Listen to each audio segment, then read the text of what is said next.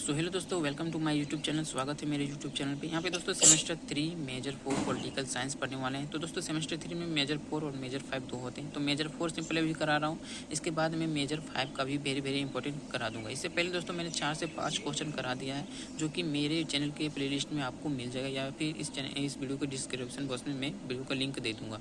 तो दोस्तों ये 5वां क्वेश्चन है, वेरी वेरी इंपॉर्टेंट। सिलेबस से मैं उठा के क्वेश्चन को लाया हूँ, और दोस्तों 3 से 4 क्वेश्चन मैं पहले ही अपलोड कर दिया हूँ, बार बार बोल रहा हूँ, आप वहाँ से जाके देख सकते हैं। बहुत ही ज़्यादा वेरी वेरी इंपॉर्टेंट क्वेश्चन है दोस्तों, मैं सिलेबस से ही लिया हूँ। विनोद बिहारी माथुर कोलांचल यूनिवर्सिटी का सिलेबस है, और विनोबा भावे यूनिवर्सिटी।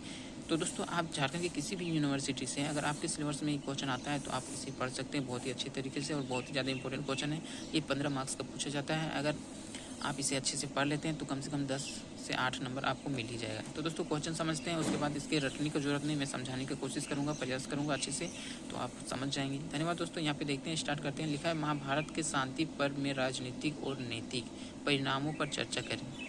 यह प्राचीन भारत में राजनीतिक को समझने में कैसे सहायक प्रदान करता है। तो क्वेश्चन समझते हैं दोस्तों। लिखा है, महाभारत के शांति पर्व, महाभारत के शांति पर्व में राजनीतिक और नैतिक परिणामों पर चर्चा करें। यह प्राचीन भारत में राजनीतिक को समझने में कैसे सहायक प्रदान करता है। तो दोस्तों क्वेश्चन समझ गए। महाभारत में शांति पर्व में राजनीतिक की चर्चा करने के लिए बोल रहा है, तो यहाँ पे लिखना है दोस्तों, महाभारत के शांति पर्व में राजनीतिक और नैतिक आयामों को राजा के कर्तव्यों, न्याय और राज्य के संचालन के सिद्धांत के संदर्भ में दर्शाया गया है कि यह राजा को प्रजा के प्रति न्याय, सत्य और अहिंसा के आधार पर शासन करने का मार्गदर्शन करता है। बहुत ही ज़्यादा इंपॉर्टेंट क्वेश्चन है दोस्तों, कोई भी हार्ड क्वेश्चन नहीं है, आप इसे समझ के लिख सकते हैं। उसके बाद दोस्तों यहाँ पे कुछ पॉइंट लिखना है आपको, राजनीतिक आयाम। और दोस्तों 10 से मैंने अभी फ़िलहाल यहाँ पे 8 से 9 पॉइंट लिखा है यार, बहुत ही ज़्यादा इंपॉर्टेंट क्वेश्चन है, और पॉइंट भी बहुत ही ज़्यादा इंपॉर्टेंट है। छोटा छोटा पॉइंट है, आप इसे याद कर सकते हैं सुन के ही, रटने का जरूरत नहीं है।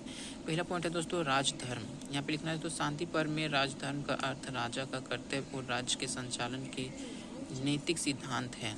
उसके बाद दोस्तों दूसरा पॉइंट लिखा है, प्रजा का कल्याण। प्रजा का कल्याण यानी दोस्तों राजा को अपनी प्रजा की रक्षा और कल्याण के लिए हर संभव प्रयास करना चाहिए। हर एक राजा का जिम्मेदारी होता है कि प्रजा को रक्षा करनी चाहिए, है ना। उसके बाद दोस्तों यहाँ पे तीसरा पॉइंट लिखा है, न्याय और कानून। तो न्याय और कानून हर राजनीति में होना चाहिए, महाभारत में भी था न्याय और कानून। राजा को न्यायप्रिय और निष्पक्ष होना चाहिए, और राज्य में कानून और व्यवस्था बनाए रखनी चाहिए। उसके बाद दोस्तों यहाँ पे चौथे नंबर लिखा है, शत्रु और संधि। युद्ध का संधि के मामलों में राजा को अपने राज्य के हितों को ध्यान में रखते हुए निर्णय लेना चाहिए। सिंपली दोस्तों हर राजा को सोच के निर्णय लेना चाहिए कि युद्ध में क्या होगा क्या नहीं। उसके बाद दोस्तों यहाँ पे 5वें नंबर पॉइंट लिखा है, राज्य के मामले। राज्य के मामले, राजा को राज्य के मामलों में भावनात्मक नहीं होना चाहिए, और उसके निर्णय बौद्धिक और आवश्यकता अनुसार कठोर होने चाहिए। तो दोस्तों जो भी निर्णय ले वो बहुत ही ज़्यादा कठोर होना चाहिए, जिम्मेदारी से लेना चाहिए।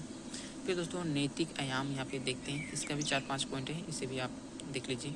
लिखा है दोस्तों, सत्य, अहिंसा और न्याय। सत्य, अहिंसा और न्याय, राजा के सत्य और अहिंसा का पालन करना चाहिए, है ना। राजा को सिंपली सत्य और अहिंसा का पालन करना चाहिए, और न्याय के सिद्धांतों को लागू करना चाहिए।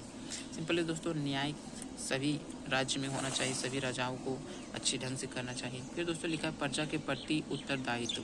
दोस्तों राजा को प्रजा के प्रति उत्तरदायित्व होना चाहिए, राजा को अपनी प्रजा के प्रति उत्तरदायी होना चाहिए और उनकी रक्षा करनी चाहिए। सिंपली ये सभी राजा का काम है। उसके बाद दोस्तों लिखा है, सदा जीवन। सदा जीवन में क्या लिखना है दोस्तों, राजा को विलासितापूर्ण जीवन व्यतीत नहीं करना चाहिए, और उसे सदा जीवन व्यतीत करना चाहिए। इसके बाद दोस्तों चौथे नंबर पॉइंट लिखा है, क्षमा और दया। क्षमा और दया सभी राजा को आना चाहिए, सिंपली दोस्तों क्षमा करना चाहिए। तो लिखा है दोस्तों, राजा को क्षमाशील और दयालु होना चाहिए। हर एक व्यक्ति कोई भी गलती करता है तो राजा अपना कठोर दंड ना दे, उसे क्षमा भी करना चाहिए और दयालु भी करना चाहिए, क्योंकि राजा तो पूरे राज्य को संभालता है। फिर दोस्तों 5वें नंबर को इम्पोर्टेंट यहाँ पे पॉइंट लिखा है, धर्म का पालन।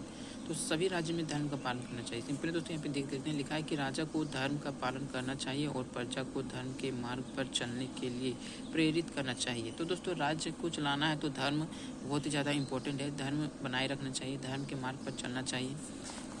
उसके बाद दोस्तों यहाँ पे लिखा, शांति पर्व के अनुसार राजा के कर्तव्य का उद्देश्य राज्य में शांति, व्यवस्था और समृद्धि स्थापित करना है। राजा को अपनी प्रजा के प्रति न्याय और प्रेम का प्रदर्शन करना चाहिए और धर्म और नैतिक के सिद्धांत का पालन करना चाहिए।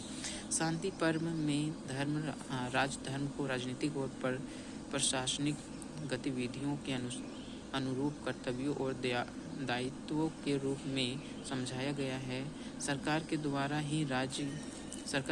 ही राज्य में शांति, कानून और व्यवस्था को बनाए रखा जा सकता है। प्रजा की खुशहाली सरकार का मुख्य कार्य है और न्याय सुनिश्चित करना उसका दूसरा उद्देश्य है। तो दोस्तों, जैसे मैंने समझाया, अगर आप अच्छे से इस वीडियो को देखते हैं बिना स्किप किए तो अच्छे से समझ सकते हैं। धन्यवाद दोस्तों। यहाँ पे अगर आपको कोई भी कमेंट बॉक्स में लिखना है, कुछ भी पूछना है, तो आप कमेंट बॉक्स में लिख सकते हैं।